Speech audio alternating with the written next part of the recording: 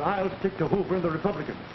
They started the trouble. Nothing of the kind. It was Wilson and the Democrats. Well, I know I'm right. I'll bet you I'm right. I'll bet you're wrong. For how much? Gentlemen, how are you going to settle it that way? What do you mean? How are you going to settle a logical argument by betting? How else can we settle it? Now, you're surely not going to try and solve a logical problem by gambling, are you? Has it ever occurred to you fellows how much gambling in one form or another has helped to bring about our present state of affairs? There's a profound idea.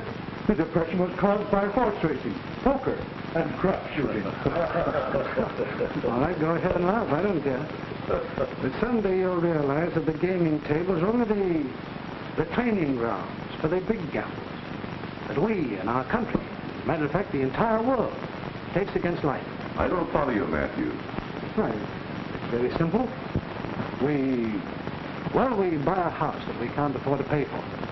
So we take a mortgage out and throw dice for the future, hoping and gambling that eventually we will be able to pay for it. What right has any man or woman to gamble?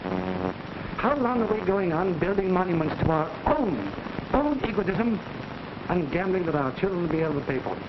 Why, the whole thing's preposterous. Well, very nice theorizing, Matthew. But, Theorizing? Do you suppose I'm theorizing about the very thing that wrecked my life? That destroyed my loved ones? If I'm man alive, I could tell you a story about gambling and betting. Do tell us, Matthew. well, yes, let's hear it. All right, I will.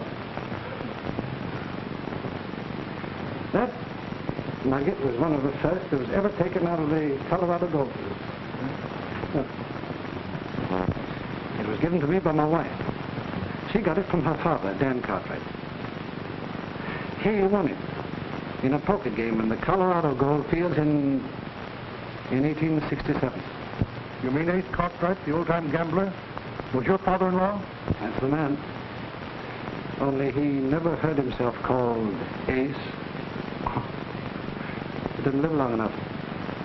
Why, look at this size must be worth something. It is. But it was only a chip in the poker pot Ace won it in.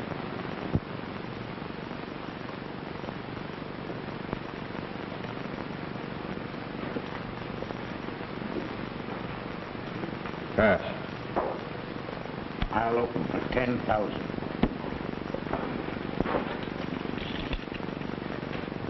I'll call.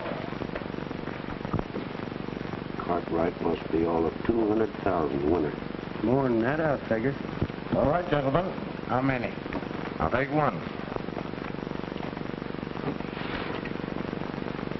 I'll take one.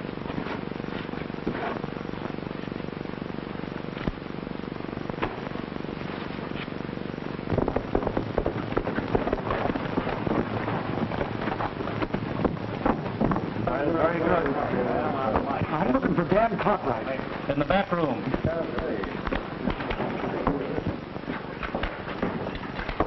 I've been looking all over for you, Mr. Cartwright. Oh, hello, Tool. What is it? Jeff Drugan. He's been over in Silverton looking for you, and he's making for here. What does he want? To get into the game? I thought I took all he had last week. That's what's got him fired up. He says nobody could be that lucky and honest. He's full of whiskey, and he says he's going to make you look like a sieve. Maybe you better light out of here, Dan. Drugan's bad in his liquor. Drugan's needed taming for a long time. How much's in Bassett's pile? 31,000. All right, I'll cover it. I'm in a hurry. I got to be outside when Drugan comes. I'd hate to miss him. Oh, what do you got? I called you, Dan.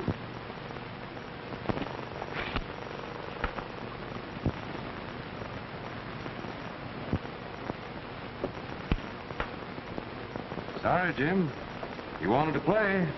I know it. You don't mind telling us, Dan, what was the card you filled in with? Ace of spades. I don't know what I'd rather lose than win with a death card. Well, I've always figured death cards had to come in threes to mean anything. I'll just put that in your safe and I'll tote it to the bank in the morning. Wait a minute, Dan. What do you think my claim's worth? Well, I couldn't just say. What are you driving at? I was figuring we'd deal a hand of showdown. My claim against what you think it's worth. Well, Bastley, you say what it's worth, and we'll cut the card for it. I haven't time to deal. I reckon around 150,000. What do you say, boy? Well, I don't know, but... Oh, your estimate's fair enough. We'll cut the cards. My 150,000 against your claim. Shuffle them out.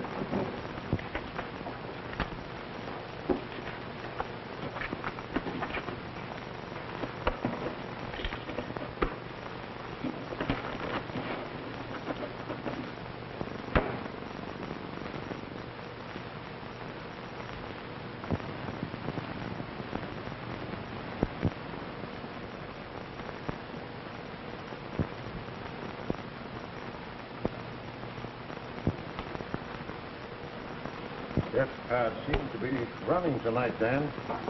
Well, I still say they have to come in threes.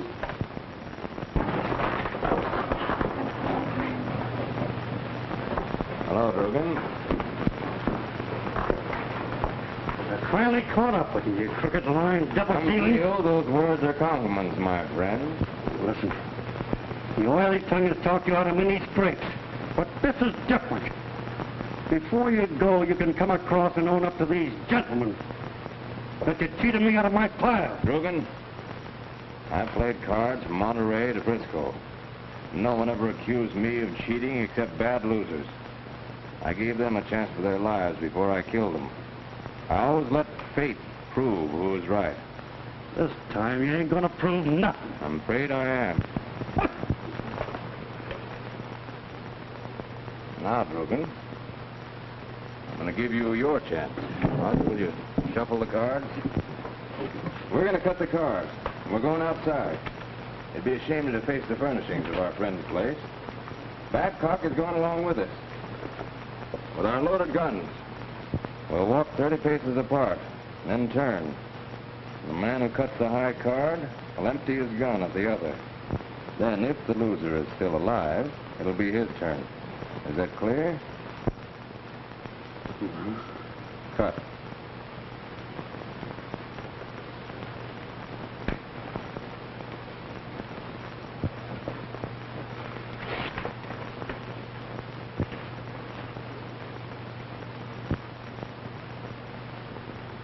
I guess fate kind of decided. Well, sometimes fate calls a tie.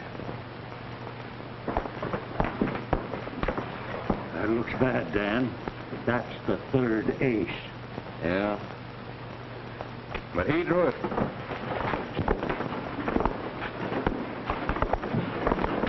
All right, Rosen.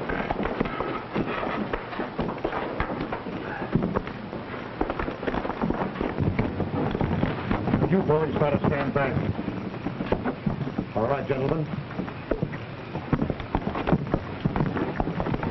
You place yourself back to back. You'll step off 15 paces on count, and then turn.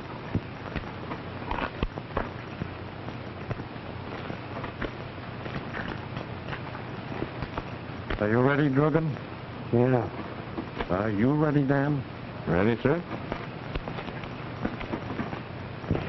1, 2, 3, 4, 5, 6, 7, 8, 9, 10, 11, 12, 13, 14, 15, 10. All right, Rosen. Fire.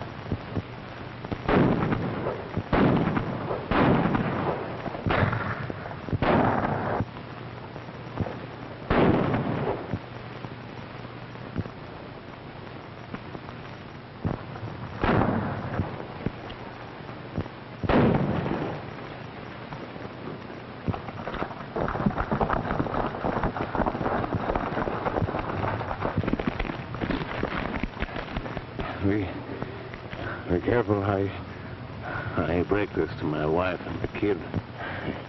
It's not serious. I'm afraid it is, Dan. Oh. I'll bet you 10 to 1 I pull through.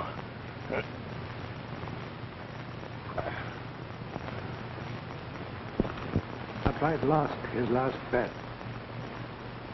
died. His wife brought his body back to New York. She invested his money and devoted her life to bringing up their infant daughter, Paula. She made a good job of it, too, until the girl met and married a worthless young piano tuner. Some of you fellows remember my Paula. It was she who put me in my business. She financed me in establishing the Matthews Piano Company. Well, it's a pretty good investment. Profit both ways. Thanks, Em.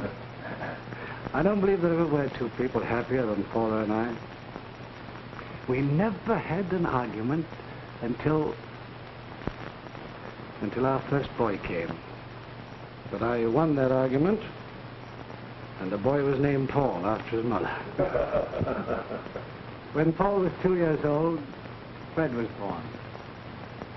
By the time we had Earl, 6 years later, we realized we had a problem on our hands.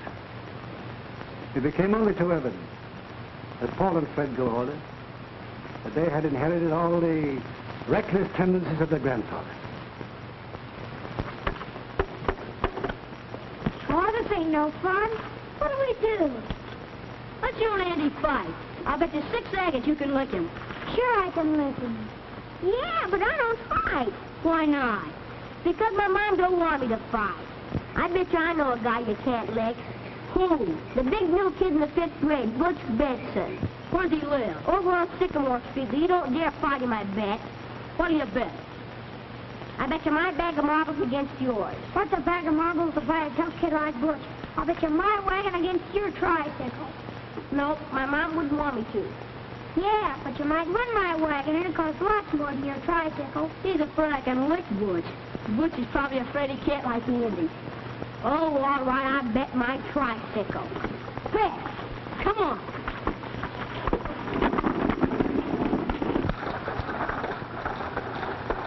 Hey, kid, where are you going?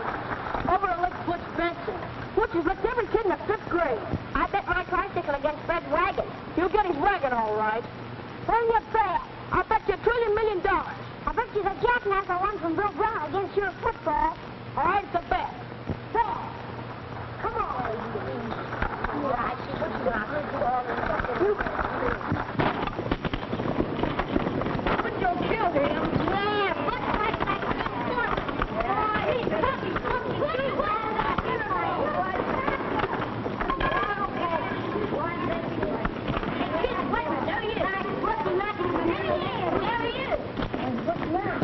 Middle of next week. Are you Butch Benson? Well, if I am. I just want to be sure, because I'm going to lick you. You and how many of the rest of these kids? Just me. We bet him and his brother Freddie all this stuff that you can lick them.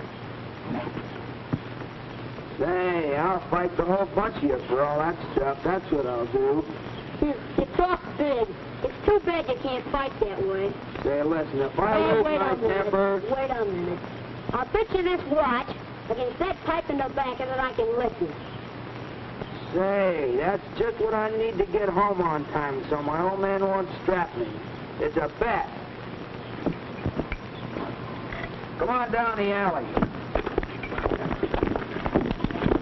Well, stand back, you kids there, so you won't get hurt. Let me feel your muscle. Let me... Come on, quit stalling. You've got a muscle like 6 suits. Yeah. Come on, come on.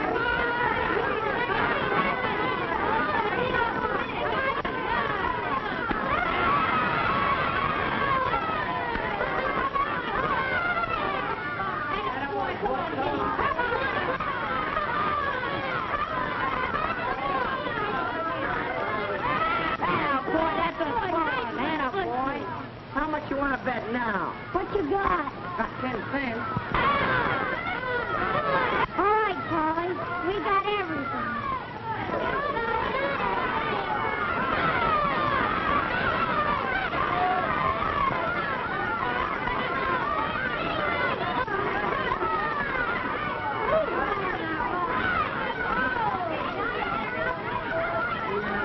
You just wait till I tell my old man. Come on, there goes my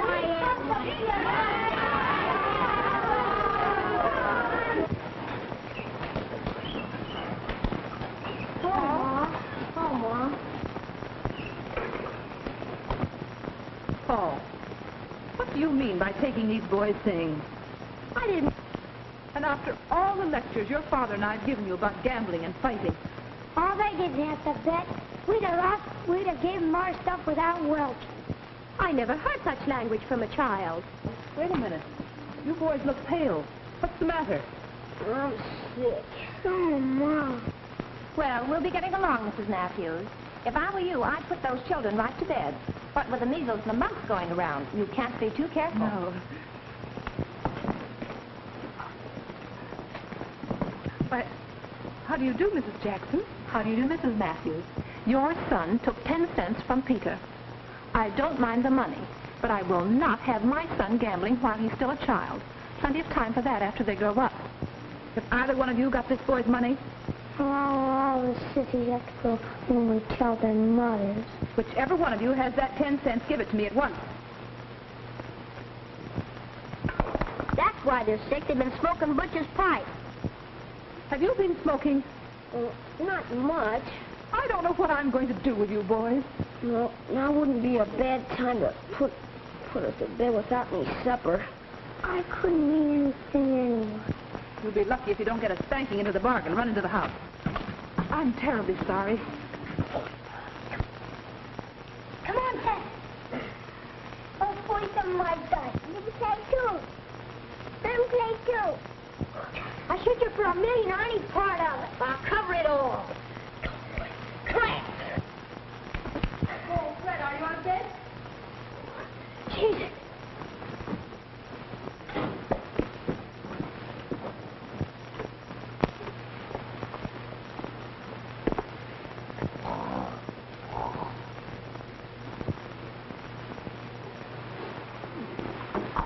Don't wake the baby. It takes him so long to go back to sleep.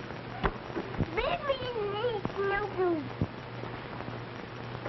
Baby knows. Baby knows.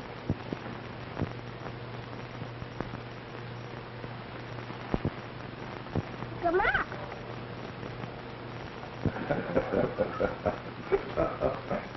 Cora and I tried to meet the situation with a sense of humor. Again and again we told each other that the boys were bound to outgrow their wiles. As time went on, we realized how much the child is father to the man.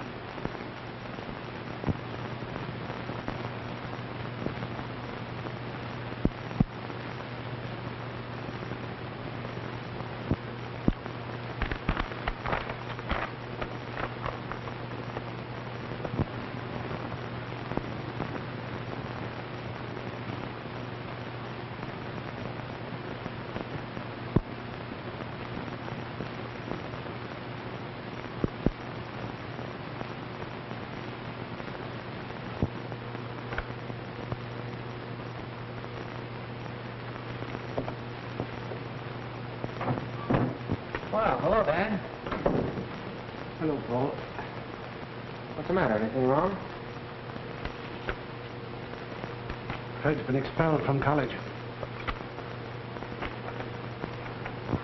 Well, do you mean to say they'd expel a fellow from school over a little thing like a betting pool? College professors and a good many other people don't look upon those things the way you and Fred do, Paul. We'll have to think of some story to tell your mother. She mustn't know about it. Yeah, of course. Say, Dad, have you thought over that airplane proposition? Yes. I'm not investing in airplanes, Paul. But, Dad, think of the future in aviation. Why, in a little while, everybody will be flying. Have you been flying? Sure, I've been up half a dozen times. You better not say anything about it to your mother. She'd go up in the air, too, only not the way you did. Oh, but, Dad, look, here's an opportunity to get in on the ground floor on this thing. It's the only part of it I like. Well, of course, if you haven't vision enough to gamble. No. There it is again, gamble. It's a gamble like all your other ventures, Paul. Well, you have to take chances if you want to make money. Oh, my dear boy, there are chances and chances. For example, a man forges a check. He takes a chance of making money, but I wouldn't consider it a wise one. Would you? Well, I had the bank honor a check for $1,000. A check that I didn't sign. Why did you write it, Paul? Well, I knew you wouldn't give it to me. I saw an opportunity to make it clean up and then replace the money before you found out about it. Well, what are we going to do? You mean about the check? Oh, good heavens, well, I wasn't thinking about the check. I'd honor a dozen of them if I thought it'd help you to settle down. Well, I will someday. That's what you said when you taught college and beat your way around the world on a freighter. When you went into automobile racing and almost killed yourself. When you did the other insane things in craving to satisfy your desire for excitement or thrills and taking chances. Son, when's it all going to end? Oh. Why don't you try? Why don't you come into business with me? I'd stagnate. But why? I don't understand. Well, Dad, we're made out of different stuff. I couldn't stand it here. It'd bore me to death. Well, supposing you were bored once in a while. Life isn't all fun, you know. Don't your mother and her dreams for you? And my ambitions for you? Don't they mean anything? Sure. Of course they do. But why should I tell you and Mother I'll do things that I know I'll never do? That I'll settle down. When I know that the first train whistle I hear will make me want to be on the move. When every dollar I get in my hand makes me want to turn it into 10 in a hurry. I don't know. I'd like to see things differently, of course, but I just can't. Now you're talking the way your grandfather used to talk. You know the kind of an end he came to? What's wrong with an end like that? It came after he'd really lived. He was shot down while life was still sweet. When it meant adventure, excitement, and romance. Adventure? Excitement? Romance? My, this sounds interesting. Hello, darling. Hello, Mother. Hello. Who was this adventurous, exciting, and romantic person you two were talking about? Why, your father. Oh. How are you? Pardon me, Mr. Matthews. Would you please sign this order? Stay with it. Certainly. Well, you're downtown early this morning, aren't you, Mother? Yes. It's the early bird that catches the bargains. Wonder if my husband's been getting any love letters.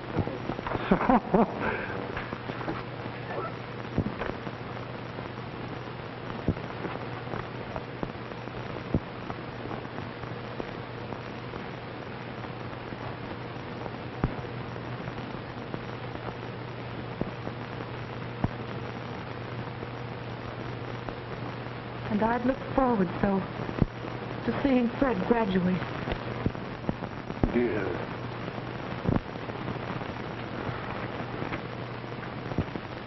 So it went on for a few years. Paula saw her dreams and ambitions for the boys turn ashes. It broke her heart. It killed her. I almost hated my own son.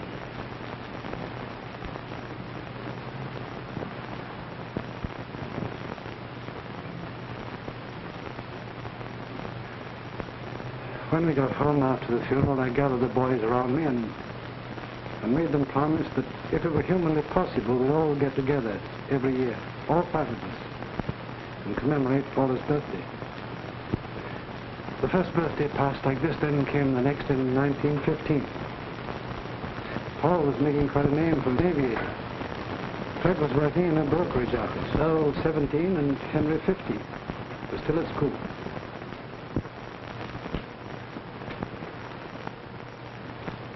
Why the port, Dad? I like brandy. No, I don't know. Except perhaps your mother was rather partial to port. Oh, I'm sorry. I forgot. Pretty soon we won't be drinking either port or brandy. Applesauce. That's right. I bet you that we have prohibition within 2 years. For how much? Oh, boys, please. Remember, this is your mother's birthday. Oh, I'm sorry, Dad. Paul's right, though. There's something in the air. Distillery stocks are falling off rapidly. I don't think we'd ever have prohibition. I don't think the American public would surrender that much of the liberty. The prohibitionists have a new name for liberty. What? They call it license. Oh. Well, what's new in aviation, Paul? Not much, Dad. Things are out of tame. I have a little surprise for you. Yeah? I joined the Lafayette Esquadrille. Gee! Isn't it rather silly to fight other nations' battles? Well, it's going to be our battle soon, Dad. It's inevitable. I'm just getting a head start on the others. Well, I suppose it's no use trying to dissuade you. When are you leaving? Next Tuesday. I'm sailing on the Lusitania. The Lusitania? You can't, Paul. The German government have warned people about sailing on that boat. Why, I understand they've issued a sort of medal showing what's going to happen to the ship. I know. I have one of the medals.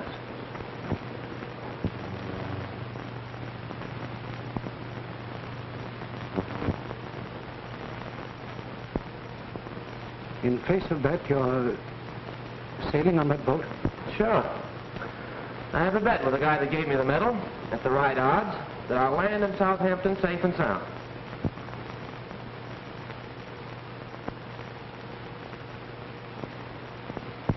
And with the Lusitania went down my oldest son, Paul, named for Paul.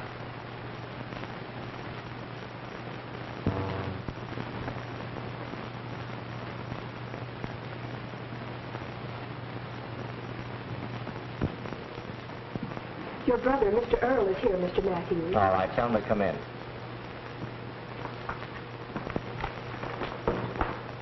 Hello, Fred. How's the boy, Earl? Great. How's the rising young Midas?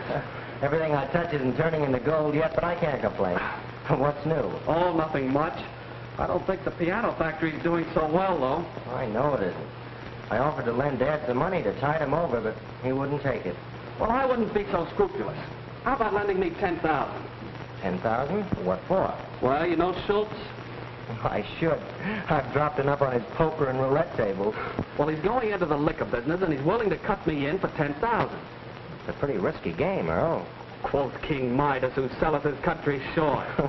Yes, but that same country has stopped the manufacture and sale of liquor. How can you work it? A lot of guys are doing it. They get the stuff from Canada or other countries. They cut it down, add alcohol, and make several bottles out of one. They're making synthetic whiskey and gin, too. Oh, the profits are enormous. They should be. Well, how about it? I'll split with you 50-50. All right. Stop in this afternoon, I'll have the cash. Thanks. I don't want any checks to be traced back to me. Right. Well, I see Henry's still making touchdowns, the old alma mater. Oh, he'll probably make the All-America team this year, too. Oh, Henry's kept his nose pretty well to the grindstone.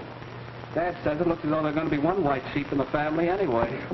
Well, because Dad looks at it that way, let's hope so. Here's to the white sheep.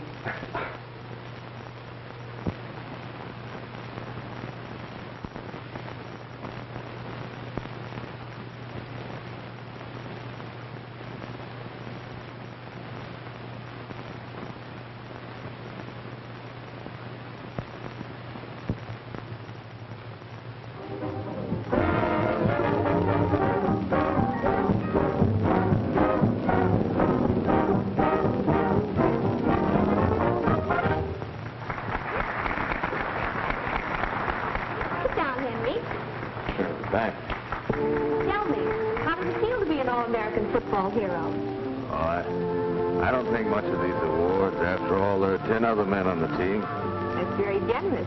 But you seem to be the center of attraction at the prom. That's because I'm with you. I imagine. Hey, Cora, there's a question I'd like to ask you. Yes? A question I've wanted to ask you ever since we were kids. Ooh, that long? What's your question? Well, you see, well, that is, I mean, after all, maybe I better ask you later. Oh. Henry Matthews, did you park here to talk about the weather? Well, no, What was that question you wanted to ask me? Well, you see, Well, don't you think I'd better take you home? Yes, maybe you had. It's getting cold, and it's bad enough for one of us to have cold feet. What? Oh.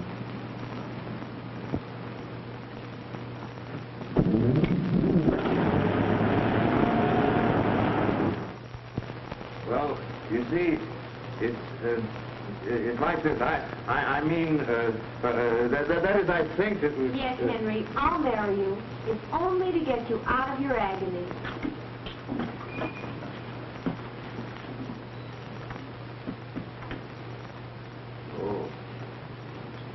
Oh, my.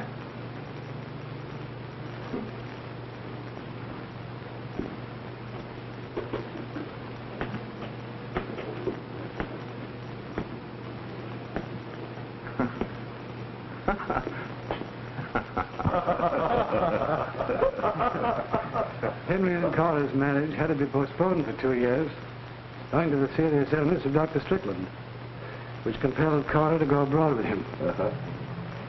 In the meanwhile, Henry had applied himself to my business, and save for an occasional visit to the racetrack or a game of poker now and again, he seemed to have overcome his heritage.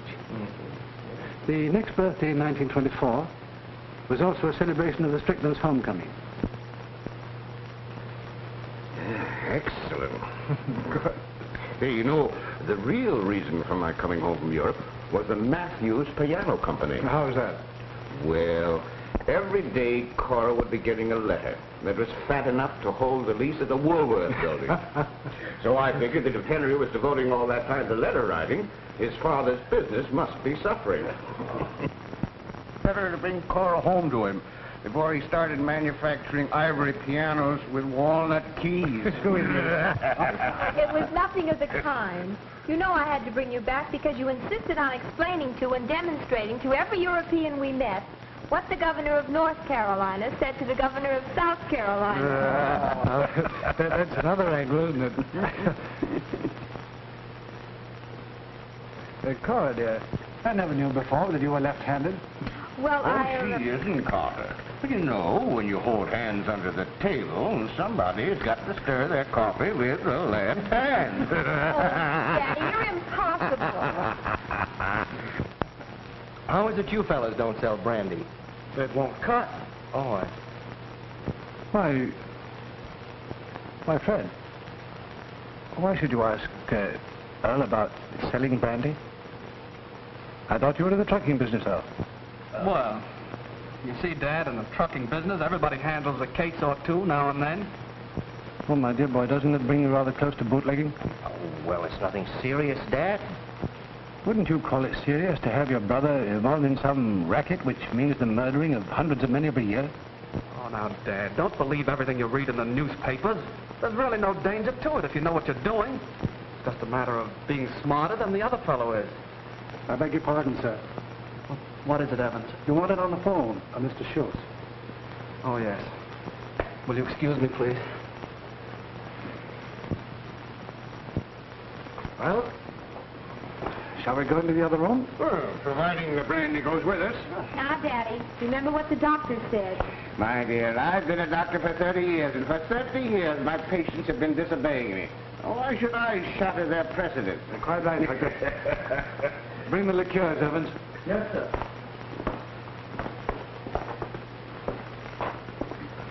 Wait a minute, Cora. I want to ask you something. What?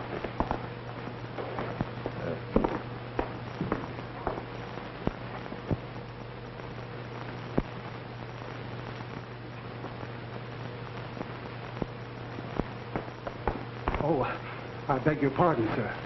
Well, it's quite all right, Evans. Don't mind us. Thank you, sir. Aren't you ashamed of yourself? Oh, of course not. Well, you should be.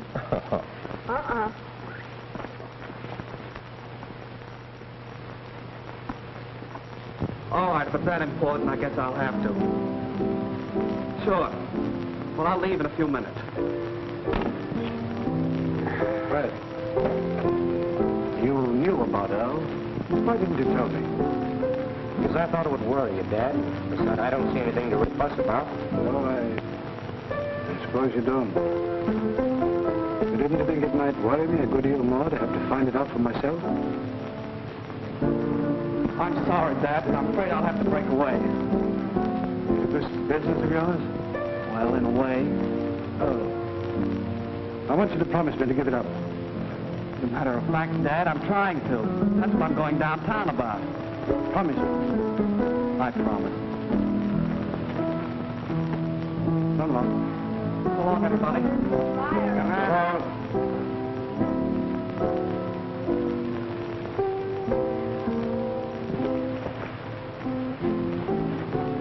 Good night, Evans. Good night, sir.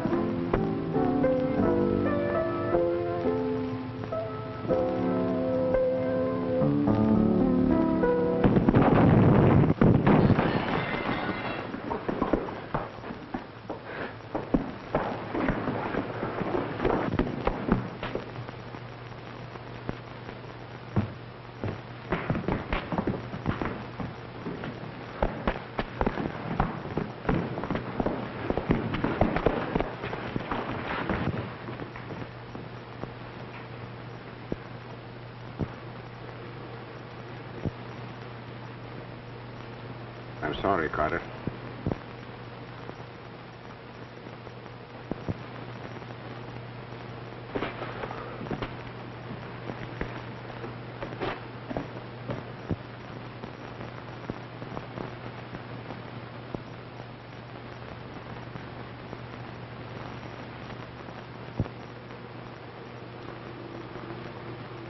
It's just a matter of being smarter than the other fellow.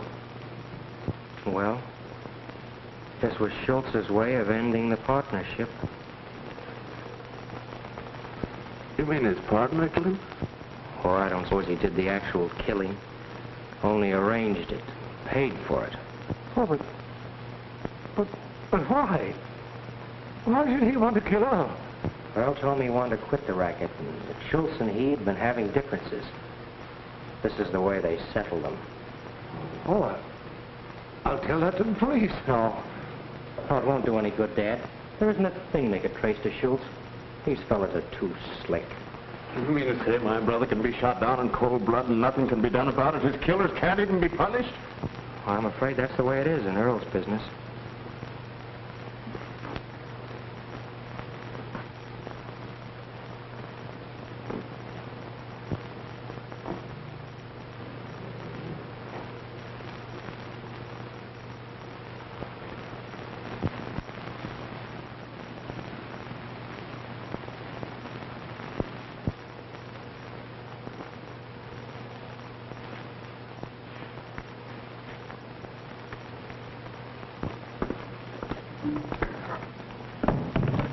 Miss Strickland to see you, Mr. Matthews. Oh. Oh, tell her to come right in, Miss Gray. Any news of Henry? Yes, dear. Sit down. I found him. Where? In a downtown hotel. What hotel? I must see him. I wouldn't, Carter. He's been drinking rather heavily. He said he didn't want to see you or me or any of us right now. Didn't he explain anything? Nothing. He seems to have gone all to pieces over Earl's death. Now listen, Danvers. Paradox has got to win that fourth race this afternoon if you have to fix the jockeys on every one of the 6 other horses. You understand? Yes, sir. I'll do my best. But that takes dough. Okay.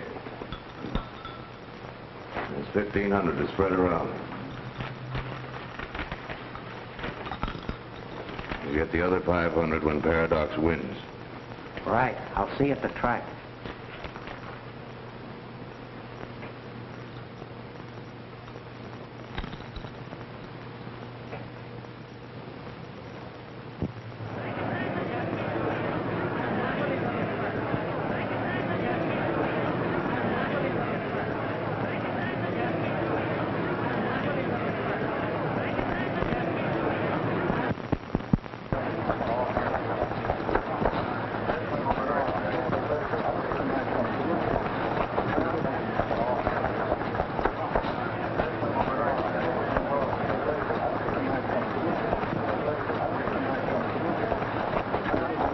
sorry. How are you, Mr. Schultz? Okay, but I don't recall. Henry Matthews. I met you with my brother Earl at your place one night. Oh, yes. How are you? Let's see. Guess you folks must have been pretty badly broken up about Earl. It handed me a terrible jolt. Yes, I try not to think about it. By the way, who are you betting on for this race? Oh, I play the favorites. I don't know much about this racket. If you want to make a little pile, lay 100 on Paradox. Paradox? Why, he's a rank outsider. A 75-to-1 shot. He shouldn't be in the same race with Hussar and Madman. Sure, but I do know something about the racket, and you can take my word for it, Paradox is going to win and pay off 75-to-1. Well, I gotta get mine down. See you later. Better lay that 100, Schultz.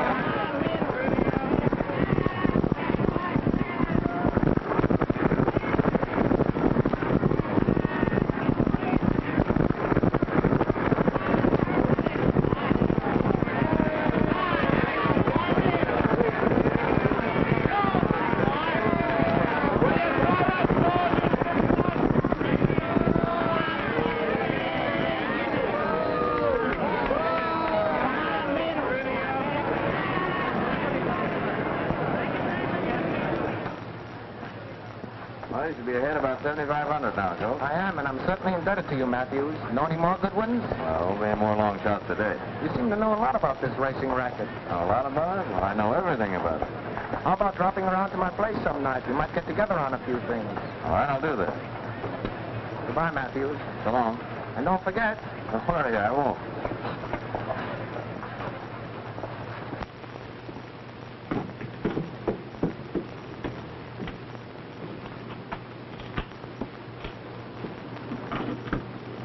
Henry Matthews.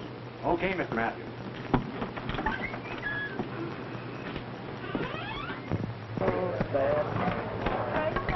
Number 4.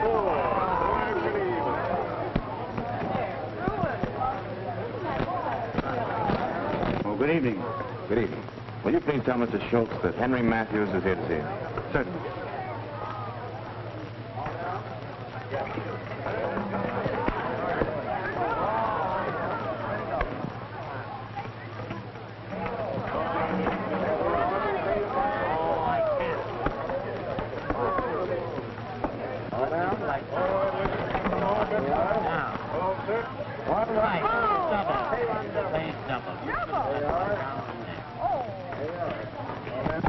Hold on.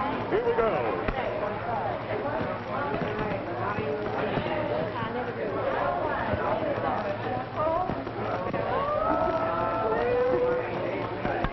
Number 22. Black and Sorry, folks. Better look next time. All right. Face away. One step to the hill. Hey, on the line. Hey, hey, the gentleman. Hey, line. Hey, Phil. Right up. There it is. My, oh, my. 2 6s. You lose. That's it. Muffle. There we go. My, oh, my. That's it. 5. 11. There we go.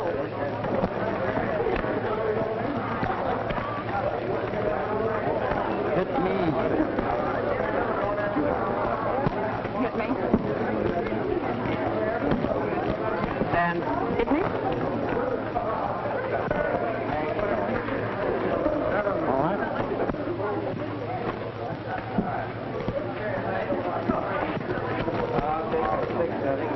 Mr. Schultz will see you now. Oh, thanks. Come in. Hello, Matthews. All right, Schultz. Glad to see you. Have a seat. Thank you. Cigarette? Thanks again. Got quite an establishment out there. Oh, it'll do. Well, you sure get away with murder, Schultz. What do you mean? Oh. Marked cards, dealing them off the top and the bottom, tricky table legs. Your dealers and croupiers don't even have to be subtle. The sops are so anxious to throw their money away they don't see what goes on. Where did you learn the tricks of the game? Well, my older brothers taught me about them when I was a kid. What I can't figure out is why a smart guy like you has to play for peanuts. Meaning what? I can make as much in a day at the track as you can here in 2 weeks. Oh, I have another line or two. Sure. And you wake up some morning with your blood fertilizing somebody's front lawn, like Earl did. There's something in that. I've been thinking about this racing racket since I spoke to you last. You clean up in it. And not only horse racing. Things could be done with wrestling and prize fights. Why fool with a handful of saps when you can trim millions all over the country? Sounds big. How'd you go about it? Well, I've got ideas and I know how to work them. All I need is a backer that's willing to put up $1 and make 500. I'll think about it. Drop around when you have something figured out. All right. See you in about a week. All right. By the way, have you any more tips on the races? Yeah, I have one. What's that? Don't bet on Paradox again. So long. You are, Werfel. Thanks, boss. Come in. Hiya, gents. Hello, Talmud. How's the strangler? Okay, Hans. The next time you jump on my ribs, don't you so much follow through. Okay. The boys put on a pretty good fight. I almost believed it myself. Thanks. Say, where'd you pick up that Bowery, Polish? Polish at Dizzy. That's the same lingo I use in California when I wrestled a terrible Spaniard. There you are. Thank you too much. All right, now you've each won a match. The papers that you met in a nightclub and got into a brawl. You were planning the idea that you're both out for blood. And the rematch next month will be a sellout. Swell. Who wins the next bout? You do on a foul. Then Pelmas challenges you and you refuse to meet him. Next, Pelmas beats a couple of setups and you're compelled to meet him. After that, I'll think of something else. That'll be all, boys. In the meantime, whenever you can call our reporter, remember to spout out to him how much you hate the other guy yet, understand? Say, how about coming up to my house for a drink yet? You're on. All right, but don't let anybody see you. We won't. So long. I'll be seeing you. boys. Well, did you get all the bets down? 37,000 and 25 grand last week. We're doing all right. Well, you haven't seen anything yet. Wait till I start working on the dog tracks. Dog tracks? How can you fix a dog race? They don't have jockeys. Listen, I'll get next to those whippets if I have to learn to bark. Good night. Good night.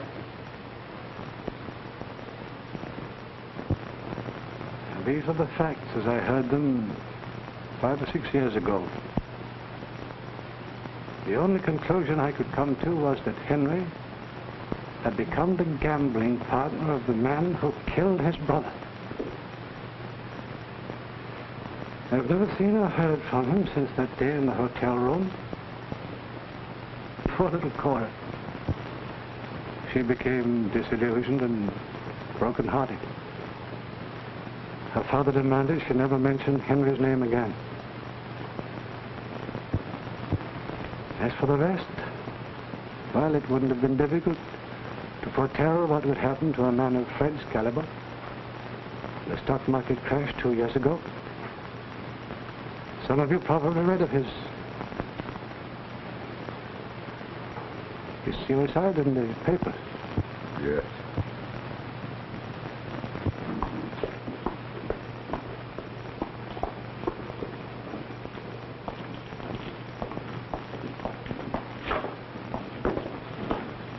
Right for Mr. All about the big murder?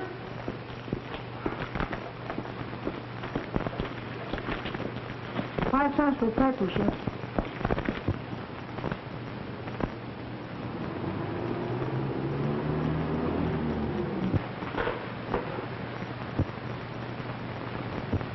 If it please the court, I shall call the defendant, Henry Matthews, to the stand.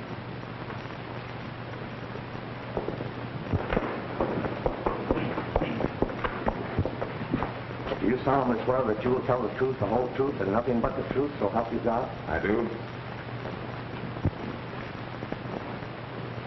What is your name? Henry Matthews. Did you kill Albert Schultz? I did not. Will you tell the jury how you happened to be in Schultz's office the night of the murder? Well, Schultz was killed the night the world's heavyweight champion successfully defended his title. After the fight, I went to Schultz's office.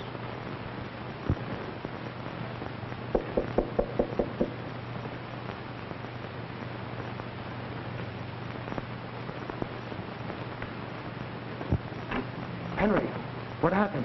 Why didn't the champ lay down? What do you think? What do I think? I'm clean for almost $1 million, everything I got. Then you got all the bets down, eh? Well, sure I did. I thought it was in the bag, like all the other things we've been in on. You told me. Yeah. Yeah, I'm going to tell you something else, too, Schultz. Sit down. Well, what is it? Schultz, the champ didn't lay down. He never intended to. But you told me it was all fixed. So you bet your last dollar. Why, you dirty double I cross. won't get you anywhere. I told a few people I was coming here, a few people that feel about you the same way I do. Well, what is it? Schultz, 7 years ago, you had my brother put on the spot. I did Oh, not. yes, you did. When I found he couldn't be reached through the law, I decided to take things in my own hands. I knew I couldn't kill a man, even a rat like you. So I looked around for another way. And I found that money meant more to you than anything else in life. And then I realized that if I could build you up into wealth and then break it, that you'd pay somewhat for the suffering you brought my family. That first horse race was fixed, so you'd win a pile and think that I was mixed up in the racing racket. And all the rest of it, wrestling matches, the lottery, the smaller prize fights, were all a build-up for tonight. I've looked forward to this night. I've dreamed about it. I've lived it over in my mind 1,000 times. It's meant so much to me that I plunged every cent I had on that fight, too, just so you wouldn't smell a rat. It's meant so much to me that I stayed away from my father and my friends during all these years, for fear they'd talk me out of my ambition. Well, now that I've heard you squeal and seen the look in your eyes, I know it's all been worthwhile.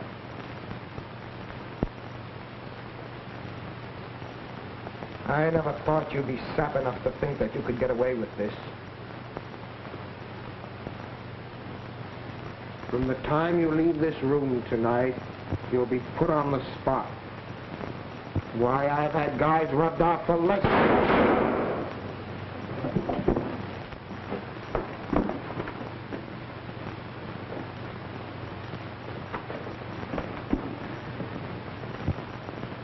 A policeman was attracted by the shots and came into the office. When I told my story at headquarters, they didn't believe me. They said my story gave a motive for the murder. They said that I had shot Schultz, wiped my fingerprints off the gun, and had thrown it near the window. Well, I've told the truth, and that's all I can say. That's all. Your witness.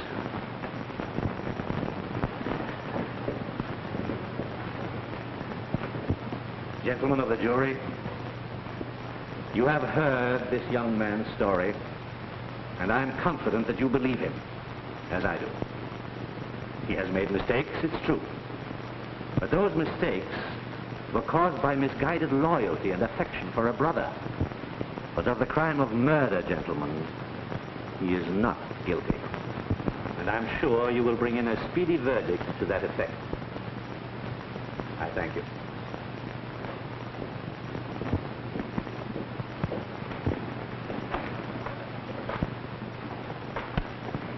And this young scapegoat admits that he swindled untold numbers of people. And for what? For the most ignominious of human motives, revenge. A man who would do the things that this defendant has confessed would do murder. If you free him, you will turn loose a heartless felon, a consummate rogue, who will return to his nefarious rackets and prey on society all over again. If you don't convict him, you will be responsible for the worst miscarriage of justice in modern times. I demand, the state demands, that for the willful, premeditated murder of Albert Schultz, you send Henry Matthews to the electric chair. I thank you.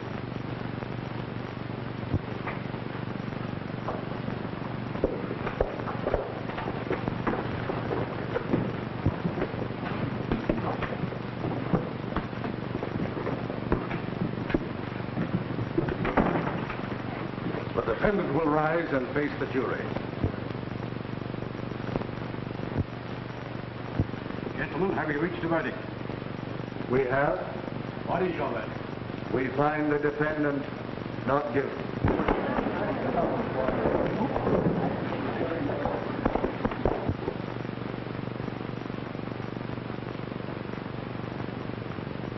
Dad? Yes? Are you in here, Dad? I'm here in the storeroom. I looked for you at the club, but they told me you'd gone out. Yes, I waited dinner for you, but you didn't come. Well, I did want to see you, Dad, but I had something important to look after. Oh, well, if it was important to you, I suppose. Listen, Dad. I know you've been to a heavy expense with these legal bigwigs and all that, so I've been looking around town to see if there isn't some way to pay you back.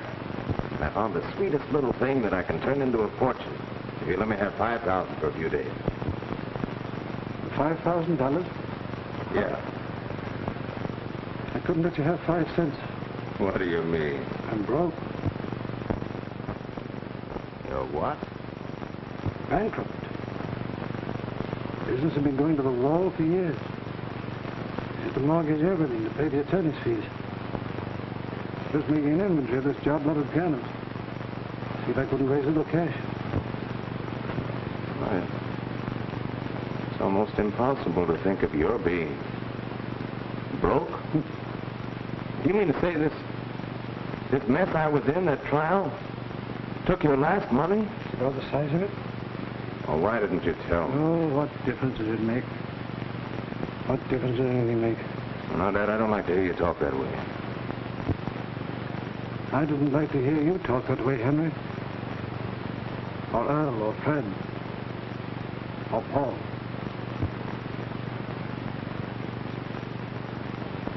Yeah. I know.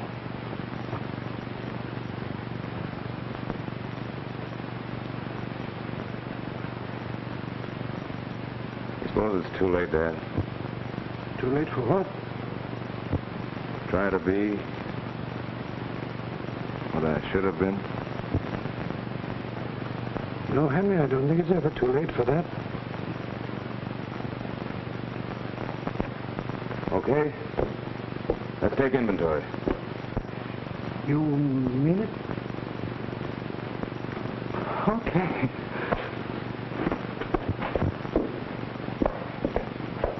F363 concert grand, $895. Oh. Cost me $1,500. Oh, well, don't worry, Dad. You'll be making money again. I mean, we will. Oh, I hope so. Here, wait a minute. Let me give you a hand with that. Oh, no bother, Dad. I'll get it. Wait, Henry. These things, they have to have a bit of a net with this.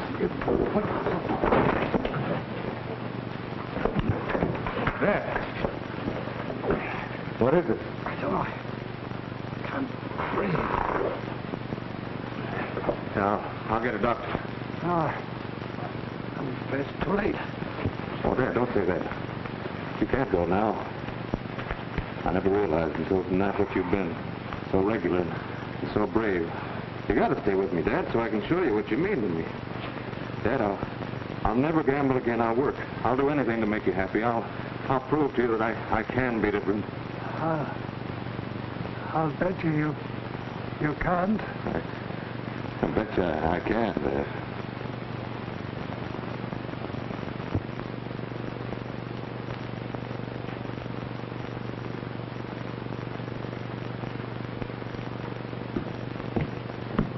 Well, Dad, got a surprise for you. What is it? The attorney just called. The judge took the Matthews Piano Company out of the hands of the receivers this afternoon. Well, that isn't much of a surprise. I knew you could do it. Henry, you deserve a lot of credit. To make a bankrupt company solvent after 4 years of depression is an achievement. I guess I lost the only bet I ever made. Hello, Granddaddy. Well, here's the big fellow. Hello, Dick. Where have we been? We've been to Granddaddy's trickle. Huh? And what did the old rascal have to say? He told me what the governor of North Carolina said to the governor of South Carolina. What's he been teaching the child? I don't know. I guess I was out of the room. Well, and what did your granddaddy tell you that the governor of North Carolina said to the governor of South Carolina? It's a long time between strawberry sodas.